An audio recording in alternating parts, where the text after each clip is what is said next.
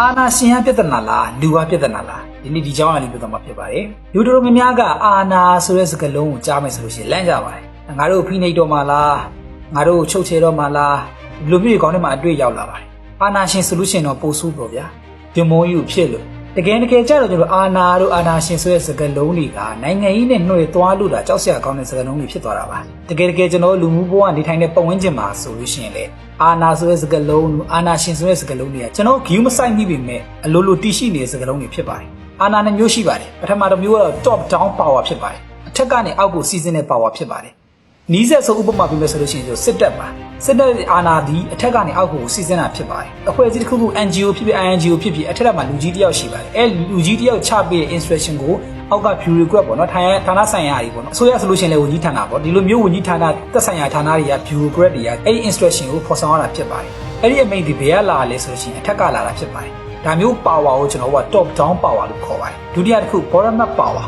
အောက်ကနေအပေါ်ကိုစီးဆင်းတာဖြစ်ပါတယ်ဒါကိုအနည်းဆုံးပြောရမယ်ဆိုလို့ရှိရင်မြစ်ဆုံစီ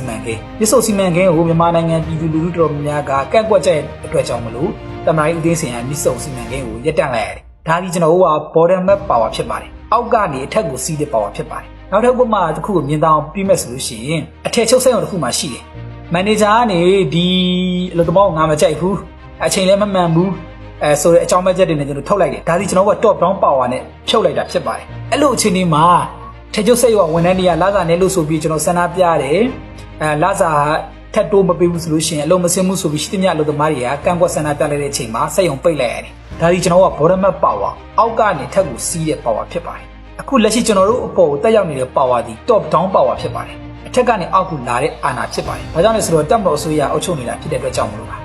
ါအခုရွေးကောက်ပွဲတွေကျင်းပမယ်ဒီရတဆိုးရအဖွဲ့ကိုတင်ပြမယ်ဆိုတာဘာလို့တွားနေရလဲဆိုလို့ရှိရင် shift to bottom up power ပါအောက်ကနေအထက်ကိုစီးဆင်းတဲ့ power ကိုပေးနေတာပါဒါကြောင့်ကျွန်တော်တို့ရွေးကောက်ပွဲကိုမဲထည့်တဲ့တယ်လို့ကျွန်တော်ကဒီဇိုင်းမဲ့အော်နေတာဖြစ်ပါတယ်ဟုတ်ပြီအဲ့တော့အာနာဆိုတဲ့အဓိပ္ပာယ်ကဘာလဲပေါ့နော်အာနာဆိုတဲ့အဓိပ္ပာယ်ကမိမိအလိုရှိတဲ့အရာကိုရယူနိုင်မှုရှိခြင်းဖြစ်ပါတယ်ဒါကိုအာနာလို့ခေါ်ပါတယ်မိမိအလိုရှိတဲ့အရာကိုရယူနိုင်မှရှိခြင်းဆိုတဲ့နေရာမှာအရာလွယ်လင်းတကူရလာဆိုမရပါဘူးအဲ့လိုမျိုး power အာနာဆိုတဲ့အရာတကူကလွယ်လင်းတကူဘယ်တော့မှရတာဟုတ်ပါဘူးအာနာတို့ power လို့ဆိုတာတိဆောက်ယူရတာဖြစ်ပါတယ်အဲ့တော့ဒီနေရာမှာအာနာရဲလို့ဖြစ်လာစေတဲ့အကြောင်းအရာ၄ချက်ရှိပါတယ်ပထမတစ်ခု strength အင်အားပါအနည်းဆက်ဆုံးဥပမာပေးရမယ်ဆိုလို့ချင်းကျွန်တော်စစ်တပ်ပေါ့စစ်တပ်မှာအင်အားရှိပါတယ်လူအင်အားကိုပြောချင်တာပါလက်နက်အင်အားအဲ့နှစ်ခုလုံးကိုပေါင်းပြီးပြောချင်တာဖြစ်ပါတယ်ဒါဒီအင်အားပါအာနာတရရလာကိုအင်အားလိုအပ်ပါတယ်ရက်ကွက်ထဲမှာဆိုလို့ချင်းလဲကျွန်တော်တို့ဒီဇိုးတွေလုံနေသူရှိရလေသူတို့နောက်မှာ follower ရှိရအယောက်3 4 50ဒါဒီတဲ့ကျွန်တော် strength အာနာကိုရလာစီတဲ့အချက်လက်တွေတစ်ခုဖြစ်ပါတယ်ယာကူဇာဂိုင်းတို့ကျွန်တော်တို့gangster ဂိုင်းတွေမှာဆိုလို့ချင်းလဲ follower တွေအသီးသီးရှိကြပါတယ်အဲ့ follower တွေရှိခြင်းကလည်း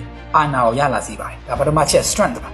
နောက်တစ်ခုက wealth ပါဒီနေရာမှာတော့ငွေကြေးတနာကိုဆိုလိုချင်တာဖြစ်ပါတယ်မိသားစုတစုမှာကြည့်မယ်ဆိုလို့ရှိရင်ငွေရှာနိုင်တဲ့သူအများဆုံးထောက်ပံ့နိုင်တဲ့သူကအဲ့မိသားစုမှာအာဏာပိုရှိပါတယ်ရက်ကွက်တစ်ခုမှာဆိုလို့ရှိရင်လေအလူငွေမများထည့်တဲ့ရက်ကြီးရွာကြီးကိုအများဆုံးပတ်စံစိုက်ထည့်ဝင်တဲ့သူတွေကအဲ့ရက်ကွက်မှာအာဏာပိုရှိနေတတ်ပါတယ်ဒါဒီကျွန်တော်က wealth ကလာရဲ့အာဏာဖြစ်ပါတယ်တတိယတစ်ခု status အဆင့်တန်းဖြစ်ပါတယ်ဒီနေရာမှာကျွန်တော်တို့ကအိန္ဒိယလိုဇက်နှိမ့်ဇက်မြင့် class ကိုခွဲခြားတာမဟုတ်ပါဘူးဒီနေရာမှာဘာလို့ယုံကြည်အားကိုးရာလေးစားမှုအဲ့ဒီအဆင့်တန်းကိုပြောချင်တာပါလူတွေကယုံကြည်တယ်လေးစားအားကိုးရဆိုလို့ရှိရင်လည်းအာဏာရလာပါတယ်ဒီနေရာမှာမြင်သာတဲ့ဥပမာတစ်ခုပြမယ်ဆိုလို့ရှိရင်အီရန်နိုင်ငံခေါင်းဆောင်ခါမီနီကိုပြအောင်ဖြစ်ပါတယ်ခါမီနီဒီအီရန်နိုင်ငံမှာအာဏာရှိဆုံးဘာသာရေးခေါင်းဆောင်ဖြစ်ပါတယ်အီရန်နိုင်ငံမှာရှိတဲ့ပြည်သူလူထုအားလုံးခါမီနီကိုလေးစားကြတယ်ယုံကြည်ကြတယ်ကိုးစားကြတယ်ဒါကြောင့်ခါမီနီအာဏာရှင်ဖြစ်လာတာဖြစ်ပါတယ် Story check knowledge အသိပညာဖြစ်ပါတယ်မိမိကိုအသိပညာပေးနိုင်တဲ့သူတွေလမ်းပြပေးနိုင်တဲ့သူတွေပညာတတ်ပုဂ္ဂိုလ်ဆိုလို့ရှိရင်လေအာဏာရှိတဲ့သူဖြစ်လာတတ်ပါတယ်ဒီနေရာမှာမြင်သာဥပမာပေးရမယ်ဆိုလို့ရှိရင်တီတကူဆရာတော်ကြီးတို့ဘာလို့ဆရာတော်ကြီးတို့ပင်ကိုယ်မိမိရဲ့တက်ဆိုင်ရာဆရာဆရာမကြီးတွေတို့သူတို့ဆိုရင်ကျွန်တော်တို့အသိပညာကြီးပေးတယ်မှားနေတဲ့နေရာတွေကိုတော်တင်ဆုံးမပေးတယ်လမ်းပြပေးတယ်ဒီလိုပုံကိုယ်တွေဒီလေအာနာရှင်ဖြစ်လာနိုင်တဲ့လူတွေဖြစ်ပါတယ်အဲ့တော့အာနာ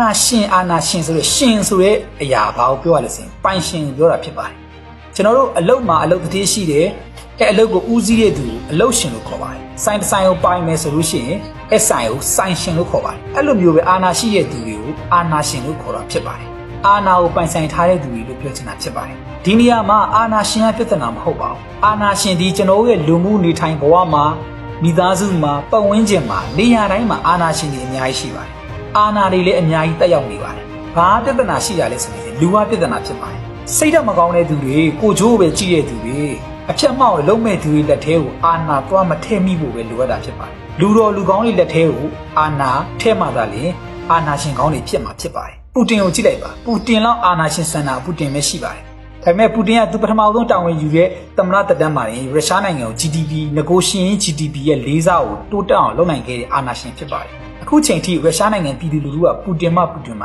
ပူတင်ကလွဲပြီးဘယ်ခေါင်းဆောင်မှမလိုလားပါဘူးနိုင်ငံချစ်အာဏာရှင်ကောင်းဖြစ်ပါတယ်အဲ့တော့ကျွန်တော်ကအာဏာရှင်လို့ပြောလိုက်မယ်ဆိုရှင်နိုင်ငံတော်အဆင့်မှာအုပ်ချုပ်နေတဲ့သူတွေတွားမြင်ကြတာများပါတယ်မိပတ်ဝန်းကျင်မှာ